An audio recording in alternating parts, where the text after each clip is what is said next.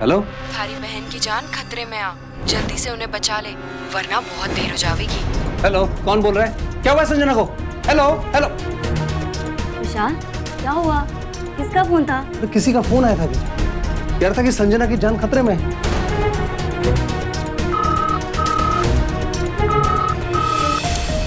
ये संजना फोन क्यों नहीं उठा रही? तो रोहित को फोन करो ना।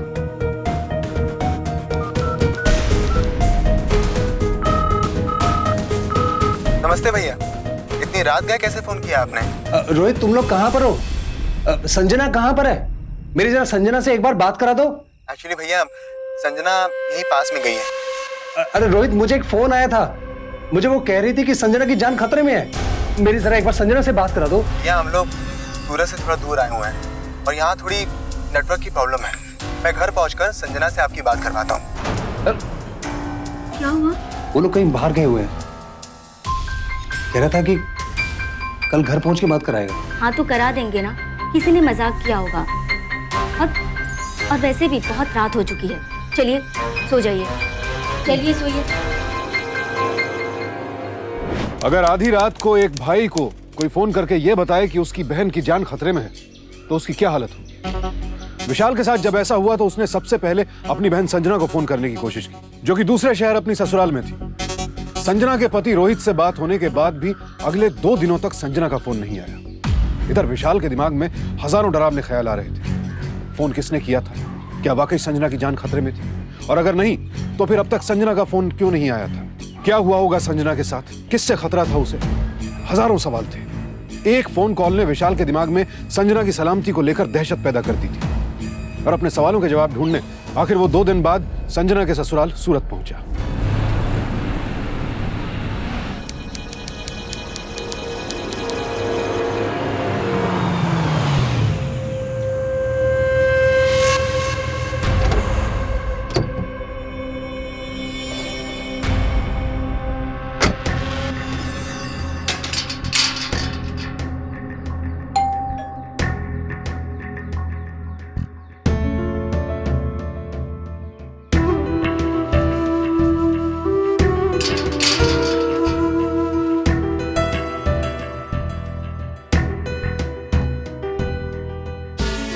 माफ कीजिएगा, ये रोहित जैन और बाकी सब लोग कहाँ पर है? जी मुझे पता नहीं ये लोग कहाँ गए।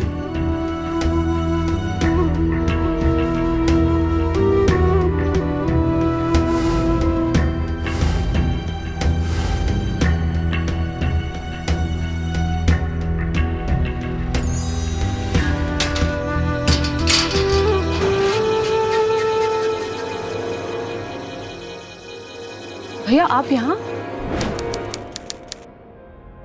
नमस्ते नियति बेन, संजना से मिलने आया था। कहाँ है सब लोग? भैया आइए ना, अंदर चल के बात करते हैं। बेटा मामा को नमस्ते बोलो। अरे ये तो बिल्कुल संजना जैसा लगता है। आइए।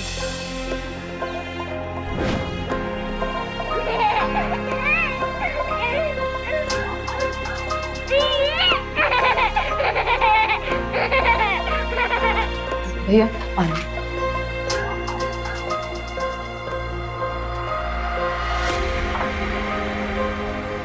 दो दिन से रोहित और संजना का फोन बंद था, तो मैं पता करने आ गया। कहाँ हैं सब लोग?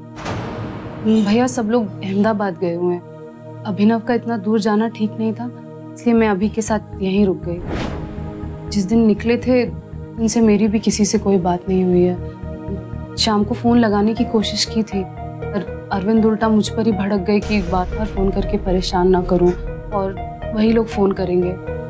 पर 3 दिन हो गए, किसी का कोई फोन नहीं आया। मैं भी बहुत परेशान हूँ। लेकिन अहमदाबाद तो यहाँ से कुछ 4-5 घंटे दूर है। जी मेरे अहमदाबाद में कुछ जान पहचान वाले लोग रहते हैं। मैं फोन पे बात करके कुछ पता करने की कोशिश करता हूँ। ठीक है। हाँ Rajiv, do me a favour, मुझे तेरी हेल्प की जरूरत है।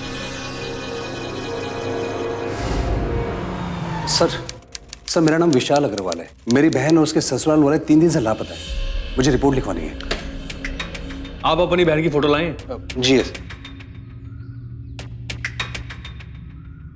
पांड्या जी सर। ये फोटो लो और उनकी रिपोर्ट लिखो। सर एक जरूरी बात और थी।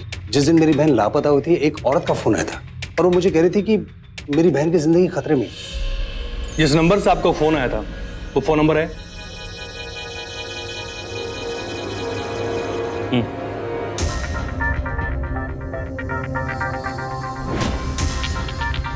पंड्या, ये नंबर लो और ट्रेस करो और पता करो ये नंबर किस जगह पर एक्टिवेट है। जी सर।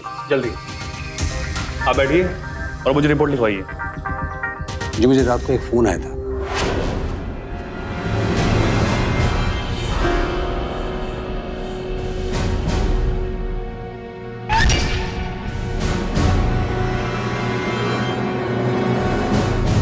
आप लोग यहां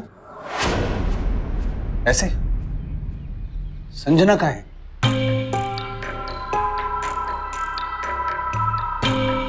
बहुत बुरा हुआ विशाल भैया, बहुत बुरा हुआ। क्या हुआ है? क्या ये वही लोग हैं जिन लोगों के बारे में आप रिपोर्ट लिखवाने आए थे? जी सर। सर ये मेरी बहन के पति रोहित है और उनके बड़े भाई अरविंद है। बैठिए, बता दिए। मेरा नाम जगदीश जैन है, मेरी धर्म पत्नी माया और ये दोनों मेरे बेटे हैं।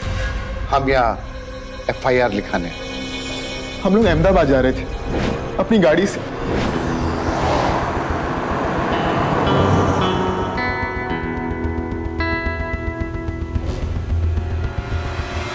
आधे से ज्यादा रास्ता क्रॉस कर चुके थे। थोड़ी देर के लिए हम लोग एक जगह रुके।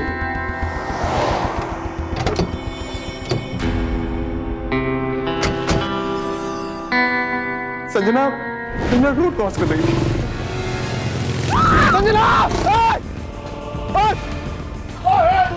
वहां से हम लोग संजना को गाड़ी में बिठा के पास के अस्पताल भी लेकर गए।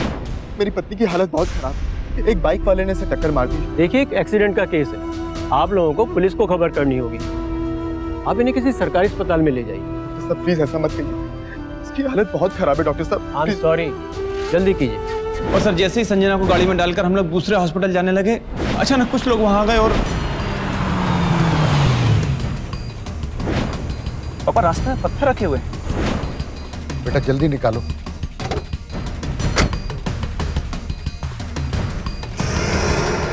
चल चल। अरे भाई, अरे क्या कर रहे हो? क्या कर रहे हो आप लोग? मेरी पत्नी की हालत बहुत खराब है, इसका एक्सीडेंट हुआ, हम इसे अस्पताल लेके जा रहे हैं। प्लीज हमें जाने दीजिए। झूठ बोलता है, बहानेबाजी करता है। देखिए अरे क्या कर रहे हो?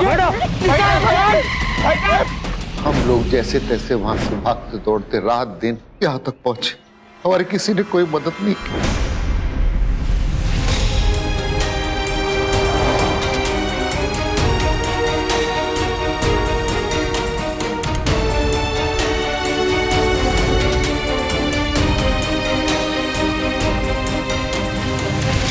सर आपके पैर पड़ता हूँ सर, प्लीज सर मेरे संजना को बचा लीजिए, उसे ढूंढ निकालिए सर। सर पता नहीं संजना कहाँ होगी सर। रोहित फोकस संभाल। रोहित आप मुझे गाड़ी की डिटेल्स लिखवाइए, मैं पूरी कोशिश करता हूँ गाड़ी को तलाश करने की। आपको किसी का भी इस बीच में फिरौती के लिए फोन आता है तो आप सबसे पहले मुझे बताएंगे। जी बिल्कुल, हम चलते हैं। नमस्कार।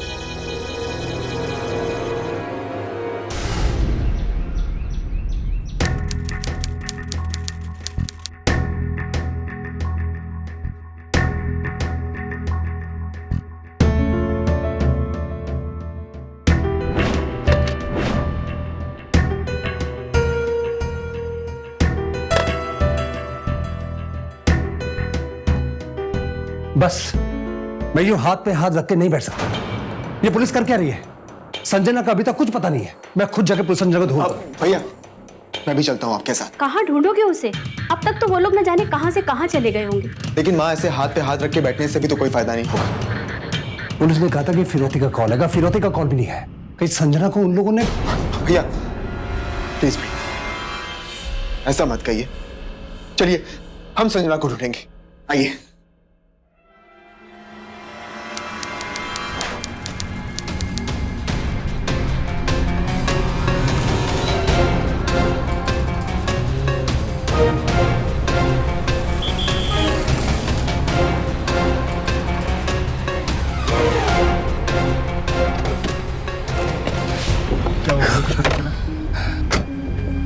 रोहित, तुम लोग संजना को उस दिन कौन से हॉस्पिटल लेकर गए थे? भैया बस इसी रास्ते पे थोड़ा आगे, चलिए मैं आपको दिखाता हूँ।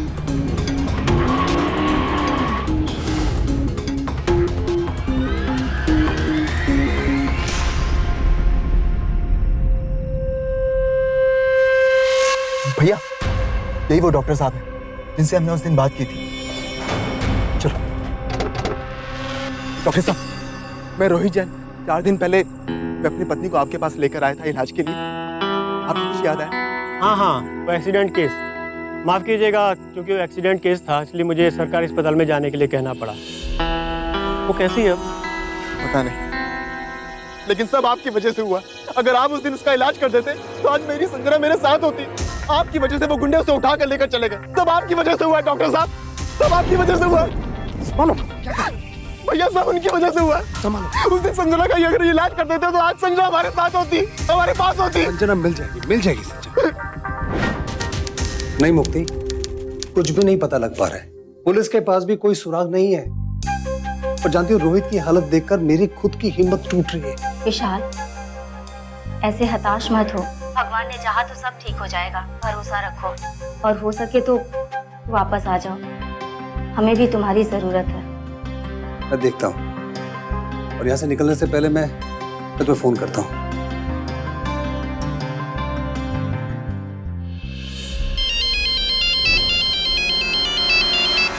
हेलो। बता रही हूँ, ऐसे तू अपनी बहन को नहीं ढूंढ पावेगा।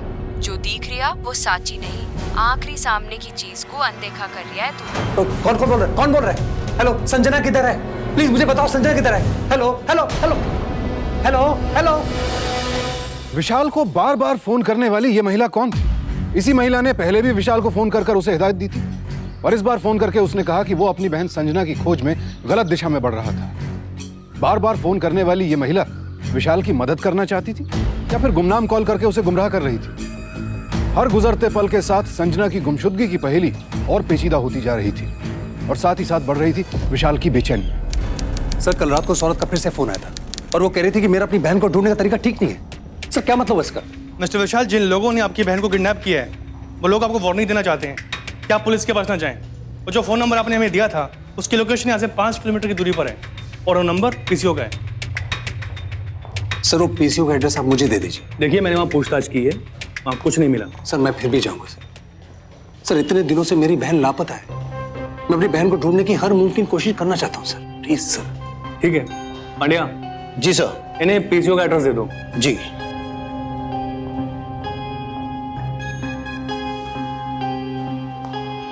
Thank you sir. भाई साहब, यहाँ कल रात को 10 साढ़े 10 के आसपास कोई औरत यहाँ पर आई थी? साहब, यहाँ बहुत से लोग आते हैं फोन करने। अब हम सबकी बात तो नहीं सुनते हैं ना। वो थोड़ा अजीब तरीके से बात करती थी, जैसे खा रही है, पहन रही है, बोल रही है, कुछ इस लहजे में बात करती थी वो। नहीं साहब, मुझे नहीं मालूम। ठीक है, एक काम करो, मेरे ये नंबर रखो। मेरा नाम विशाल है। अगर इस तरह की कोई भी और नजर आए तो मुझे खबर कर दो। जी।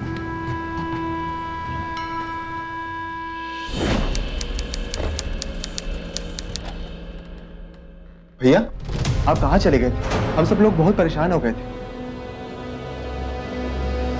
कल का मुझे सौरभ का फिर से फोन है। पता नहीं मुझे किस बात से वो आगाह करना चाहती है। क्या कह रही थी वो? ये कि मैं अपनी बहन को ढूंढने में मैं कोई गलती कर रहा हूँ। ये कैसे हो सकता है? हम लोग अपनी तरफ से तो पूरी कोशिश कर रहे हैं। तुम ठीक कह रहे हो।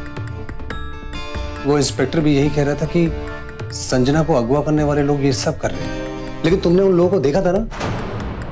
हाँ, लेकिन मैं उनका चेहरा ठीक से नहीं देख पाया था। मतलब कुछ हुलिया वगैरह कुछ तो नोट किया होगा तुमने? हाथों में चाकू, लाठियां ली हुई थी, कंबल ले रखा था और चेहरे पे कंटोप पहन रखा था। काश कि मैं उनका चेहरा देख पाता तो पुलिस इन्हें पकड़ लेती, लेकिन बच के जाएंगे कहाँ? विशाल रोहित की बातों से आश्वस्त हो जाता अगर उसे वो फोन कॉल ना आया होता। दरअसल विशाल के मन में यह शक घर कर गया था कि हो ना हो संजना की गुमशुदगी की वजह कुछ और ही है, लेकिन वो वजह क्या थी ये विशाल नहीं जान पा रहा था। इधर पुलिस और विशाल संजना को खोज ही रहे थे कि इस केस में एक ऐसा अजीब मोड़ आया जिसने सबको हैरान कर दिया। संजना की ससुराल से मीलों दूर एक अलग ही राज्य के आजमगढ़ जिले से एक ऐसी खबर आई जिसका सीधा सीधा ताल्लुक इस केस से था।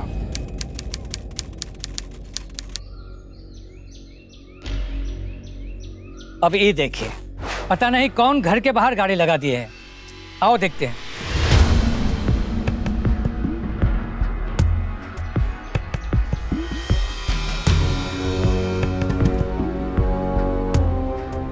ये देखो, ड्राइवर भी नहीं दिख रहे हैं यहाँ। बहुत बदबू आ रही है। अरे बदबू तो हमका भी आ रही है। तनिक देखने तो दो, गाड़ी किसने लगाई है।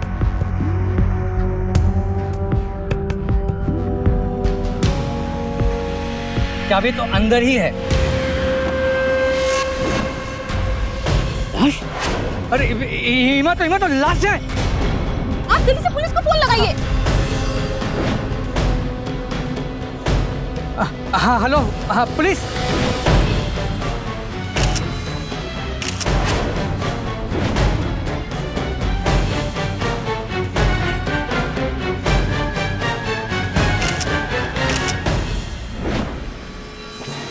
Hello headquarter, patrolling unit 12 Azamgarh से बात कर रहे हैं।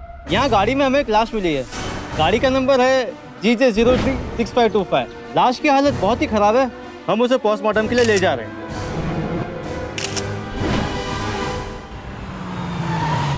ओके सर, संजना जैन वाली गाड़ी आजमगढ़ में मिली है। क्या? आजमगढ़? जी। मतलब यूपी? जी सर, और उसमें एक लाश भी मिली है। लाश?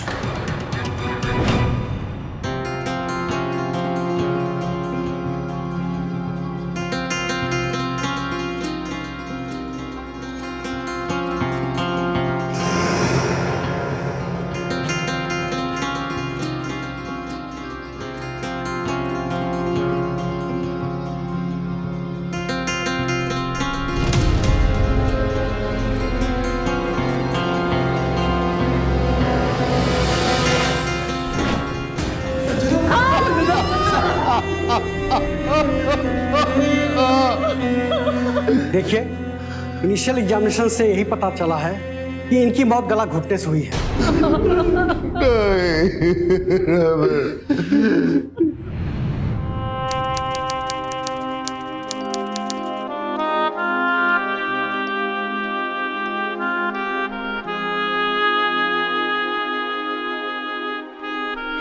मुझे माफ कर देना संजू, मैं तेरे गुनहगारों को सजा नहीं दिलवा पाया।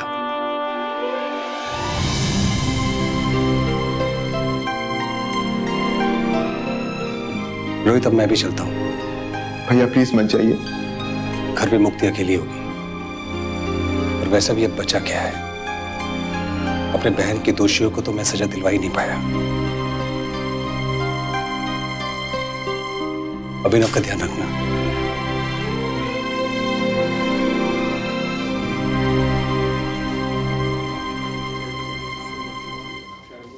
या के साथ अइया कइया होगो या सोचर माँ परेशान हो रही हूँ। खैर मैं चालू हूँ, वरना देर हो जावेली। सुनिए बहन जी, मुझे पता है कि आपने मुझे फोन किया था। संजना के साथ क्या हुआ ये आप जानती हैं, और शायद कोई और नहीं जानता, तभी आपने मुझे फोन किया था। मन्ने को नहीं पता था। देखिए बहन जी प्लीज, वो मेरी छोटी बहन थी। मैं आपके सामने भीख मांगता हूँ। एक भाई के नाते मैं सिर्फ ये जानना चाहता हूँ कि उसका साथ हुआ क्या था। बहन जी प्लीज प्लीज प्लीज। मैं थाने पहला ही आगा कियो हो थे ही आने में देर कर दी। या दिनों में संजना रे साथ बहुत बुरो हुयो, जे वास्ते मन्ने लग्यो थाने फोन कर लेना चाहिए। क्या हुआ था संजना के साथ?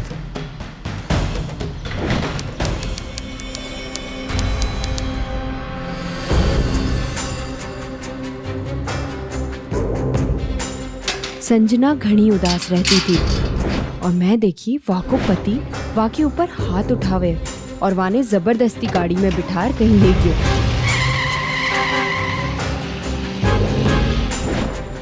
ईरे वास्ते माने आपको फोन कियो। अब ये सब मेरे साथ चल के पुलिस को बोल सकती हैं? मैं था कि अब और कोई मदद ना कर सकूं।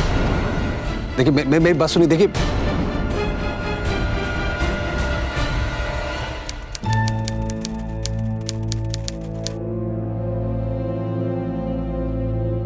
सात दिनों में गाड़ी ने 4 स्टेट्स के बॉर्डर क्रॉस किए।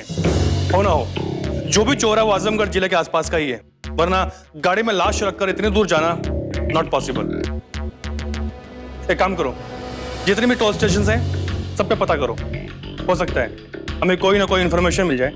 सर हमने सब जगह इन्फॉर्मेशन दे दी है, लेकिन अब तक कहीं से कुछ भी पता नहीं चला है।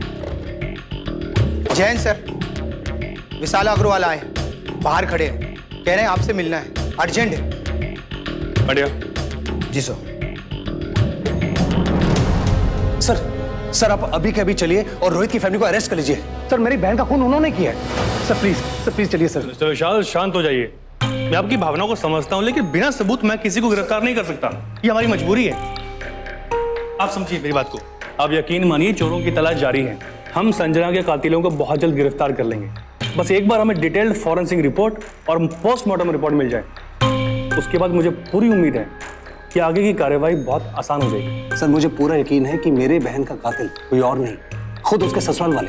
ठीक है, मैं आपकी बात मानकर रोहित और रोहित के परिवार को संजना के कत्ल के इल्जाम में गिरफ्तार कर भी लेता हूँ, तो सबूत कहाँ है?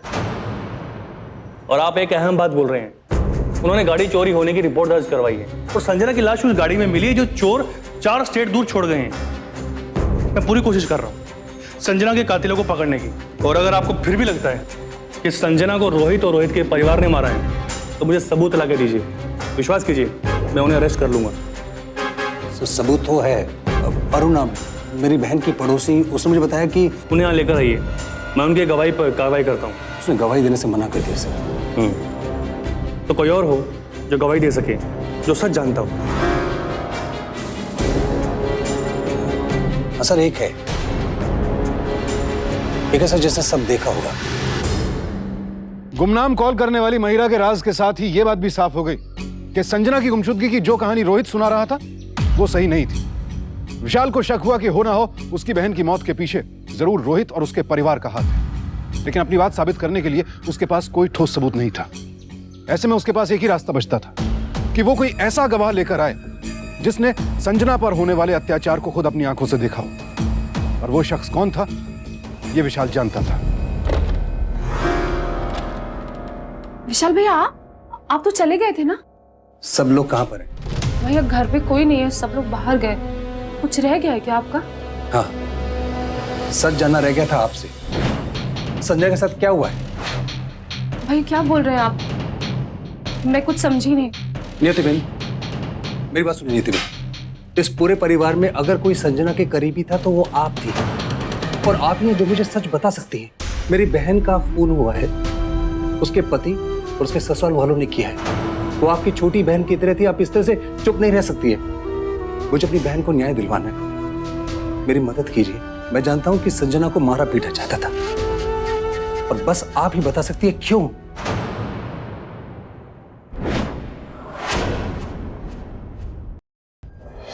मेरा सब्र अब टूट रहा है संजना, तू मुझे बता कि तू मानेगी या नहीं। मेरे फोन और अपने भाई को बोल कि मरते वक्त जो तेरे बाप ने पेट्रोल पंप का हिस्सा तेरे नाम किया था वो तुझे वापस चाहिए। ये ले। रोहित हमें क्या जरूरत है? रोहित हमारे पास क्या कमी है? क्या कमी है? अरे तेरे बाप ने हमें दहेज में दिया ही क्या था? एक तो अपने होनहार बेटी की शादी तुझसे करा के हमने उसकी जिंदगी बर्बाद कर दी, उस पर से वो जो 2 कौड़ी की दौलत तेरे नाम करके गया है वो बुढ़ा, वो भी तू अपने भाई पे लुटाने पे आमादा है। मम्मी जी आपको मेरे भाई और पापा के बारे में इस तरह बात करने का कोई हक नहीं है। अब तो कुछ भी हो जाए मैं मेरे भैया से कुछ नहीं मांगूंगी। संजना, तेरी हिम्मत कैसे हुई मेरी माँ के साथ ऐसे बात करने की? हाँ? एक बात कान खोल के सुन ले, पैसे तो तुझे अपने भाई से मांगने ही होंगे। चल, अब मैं तेरी अकल ठिकाने लगा था। चल।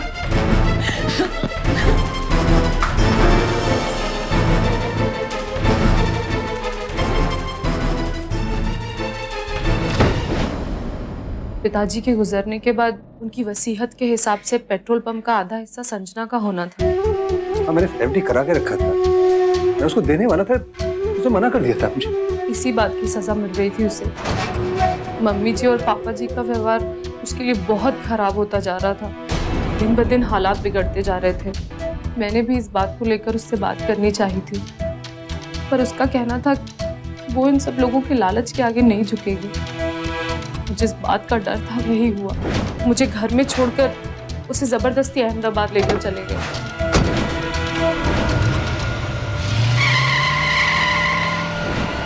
मैं बस यही कोशिश करती रही कि रास्ते भर उन लोगों को फोन लगाती रहूं, पर अरविंद मुझ पे भड़क गए। कहने लगे कि वहां पहुंचकर खुद ही फोन करेंगे और गुस्से में फोन काट दिया। जब बाद में फोन आया तो अरविंद ने बताया कि संजना का एक्सीडेंट हो गया है। मेरा शक यकीन में बदल गया कि उन लोगों ने जरूर संजना के साथ कुछ।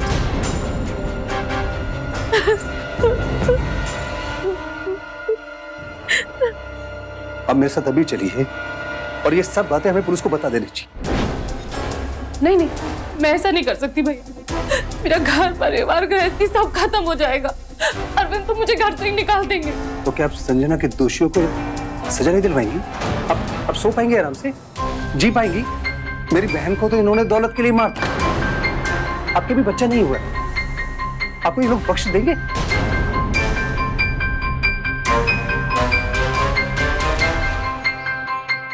सर, मैं गवाह लेकर आया।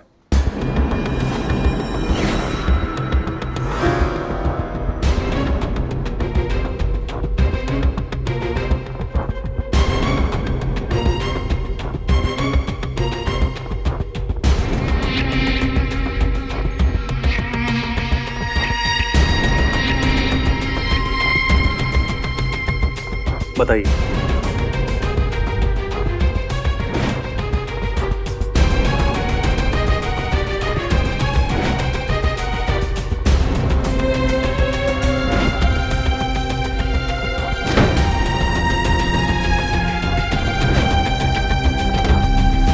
जो भी बातें आपने मुझे बताई हैं, उन बातों से रोहित और रोहित के परिवार पर सिर्फ शक होता है कि उन्होंने संजना को मारा है। लेकिन जिस हालत में और जिस जगह पर संजना की लाश मिली है, उसको देखते हुए मैं रोहित और रोहित के परिवार को गिरफ्तार नहीं कर सकता। आप उन्हें गिरफ्तार नहीं करेंगे भी? कोई सबूत नहीं है। सर, ये संजना जैन की पोस्टमार्टम और फॉरेंसिक रिपोर्ट है। उनकी मौत केवल गला घोटने से हुई है। कोई और निशान मिले हैं या फिर फिंगरप्रिंट्स? नहीं सर, और कोई निशान तो नहीं मिले। गाड़ी में भी केवल जैन परिवार के फिंगरप्रिंट्स ही मिले और किसी के नहीं। सर, मैं पहले से ही जानता था। वैसे विशाल, हो सकता है कि संजना को चोरों ने गला घोटकर मारा हो और गला घोटते समय उन्होंने ग्लव्स पहने हो ताकि किसी को फिंगरप्रिंट्स ना मिले। सर, रोहित ने कहा था कि चोर कंटोप और कंबल लिए हुए थे, छुरी और लाठी लिए हुए थे। सर, अगर मेरी बहन का एक्सीडेंट ही हुआ होता तो उसके शरीर पर कहीं ना कहीं कोई ना कोई संग तो होता। सर,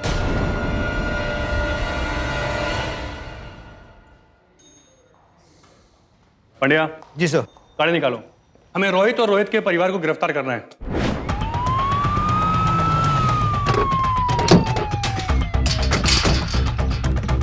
भैया, मैं अभिनव को लेके आती हूँ।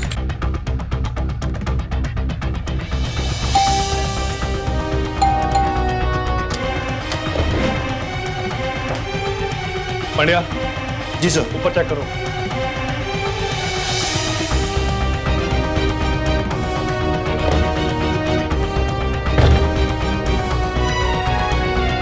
सर, ऊपर कोई नहीं है। ठीक है, कुछ देर हम वेट करते हैं।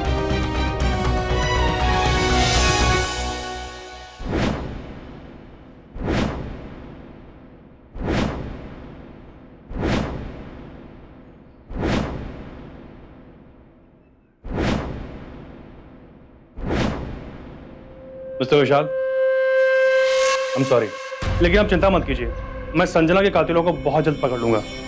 नीति जी, मुझे रोहित और रोहित के परिवार के जितने भी रिश्तेदार हैं, सबके फोन नंबर चाहिए, क्योंकि मुझे लगता है कि वो अभी भी किसी ना किसी से कांटेक्ट में जरूर होंगे। जी सर, इसमें सभी पहचान वाले और रिश्तेदारों के फोन नंबर और एड्रेस है। Thank you.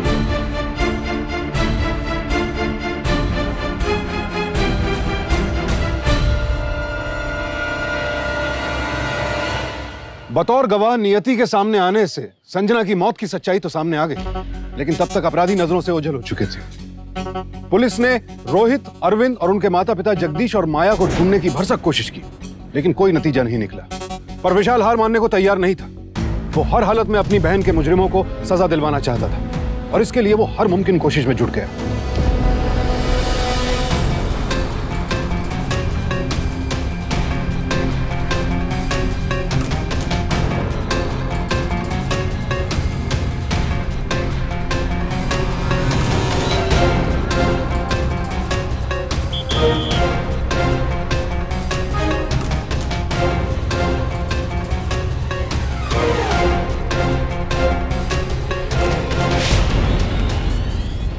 Okay sir, Jain family का पता चल गया है। चलो।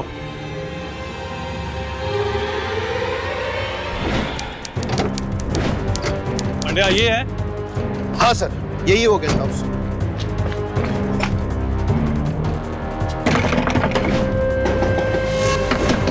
दरवाजा खोलो। पुलिस, देखो हम लोग जानते हैं आप लोग अंदर छिपे हो। पांड्या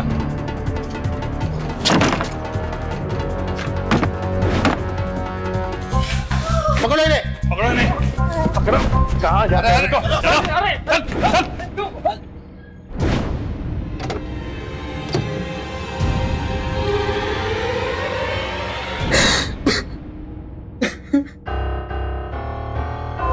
मैं जानता था कि वो कभी नहीं मानेगी, लेकिन तब भी मैंने उसे मनाने की बहुत कोशिश की, पर वो नहीं मानी। हमेशा एक ही बात पे अड़ी रहती थी कि वो अपने भाई से कभी पैसे नहीं मांगेगी। इसीलिए हम सभी लोगों ने एक फैसला किया कि संजना को घर से बाहर ले जाना चाहिए और उसे मारने के अलावा हमारे पास और कोई दूसरा रास्ता नहीं था। इसके खत्म होने के बाद उसका सारा शेयर अभिनव को मिल जाता, जिसका फायदा हम सभी उठा सकते थे। इसीलिए अहमदाबाद जाने के बहाने हम उसे अपने साथ ले गए।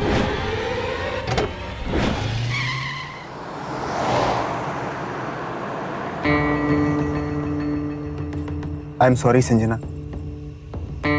एक्चुअली मैं थोड़ा परेशान चल रहा हूँ। तुम तो जानती हो ना कि बिजनेस एक्सपेंड करने के लिए पैसे तो चाहिए होते हैं, और मैं तो तुमसे तुम्हारे ही पैसे मांगने के लिए कह रहा हूँ। मैं यही नहीं कर सकती। कोई बात नहीं, अगर तुम नहीं चाहती तो यही सही। चलो म्यूजिक सुनते हैं।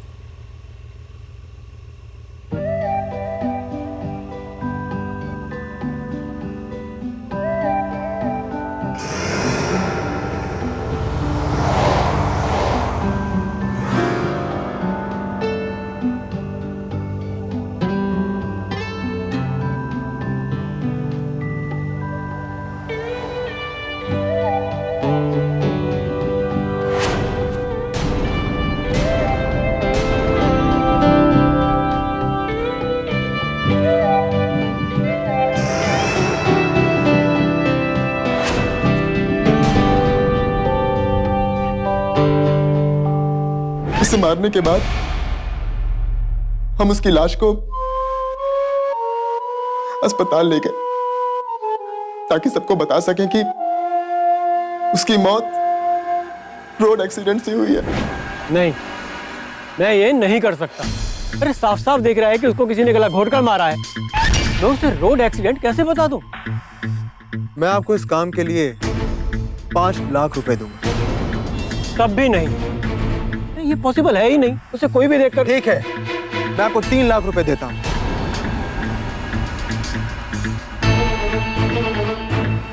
आप झूठी रिपोर्ट तैयार नहीं कर सकते, लेकिन अपना मुंह तो बंद कर सकते हैं।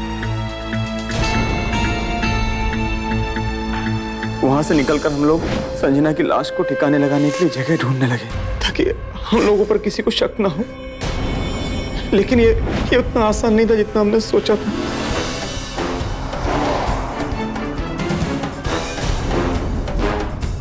हाय राम, पुलिस! अब क्या करेंगे? माँ शांत, अगर आप ऐसे रिएक्ट करेंगे ना, पुलिस को बस डाउट हो जाएगा।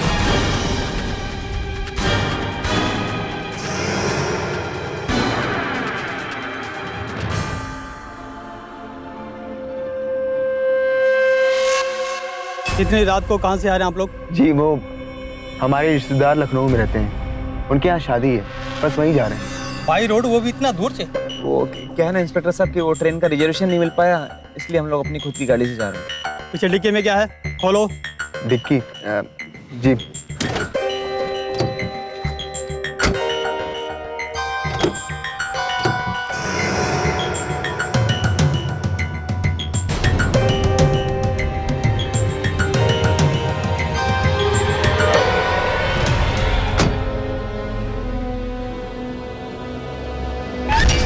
ये बैग में क्या है?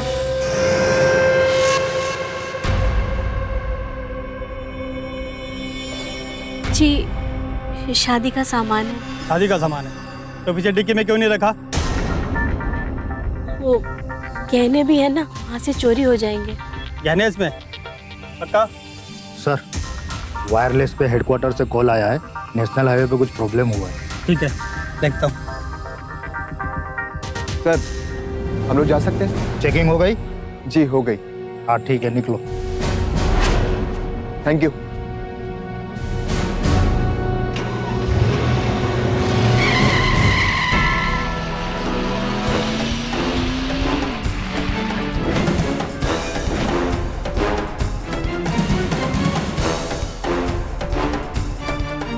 अरे रुको रुको, अंदर को, पुलिस आ रही है। तुम अंदर बैठो, बैठो अंदर बैठो, अंदर बैठो।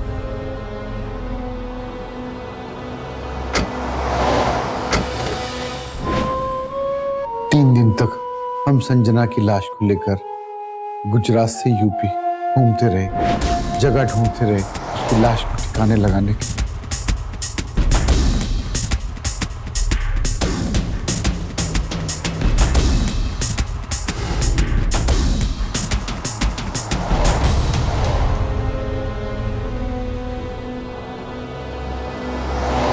उसकी लाश से बहुत बदबू आने लगी थी, सांस लेना भी मुश्किल हो गया था।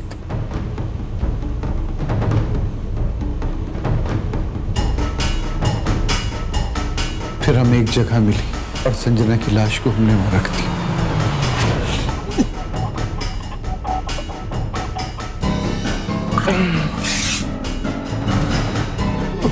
अब भैया सामने वो जगह ठीक रहेगी। हाँ जल्दी कर।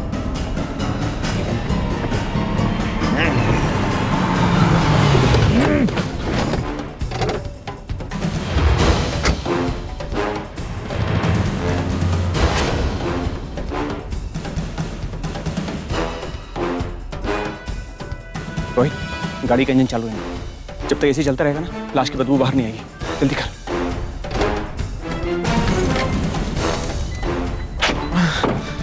यहां से चलो, इससे पहले कोई देख ले। चलो जल्दी करो। चल चल।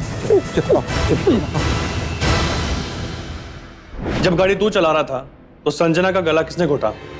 तूने या फिर तूने?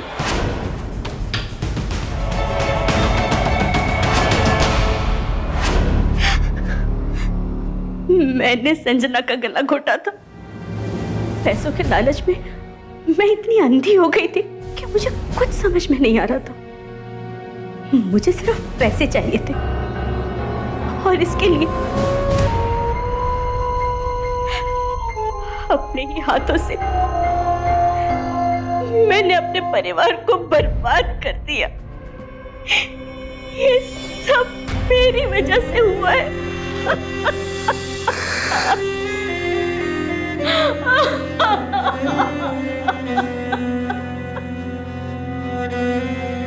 एक औरत जो कभी बहू बनकर इस घर में आई थी, उसने दहेज के लालच में अंधी होकर खुद अपनी बहू की जान ले ली। वो रोहित जो संजना को सुखी रखने की कस्में खाकर उससे शादी करके उसे यहाँ लाया था, अपने परिवार वालों के साथ उस पर अमानवीय अत्याचार करता रहा, यहाँ तक कि उसका हत्यारा भी बन गया।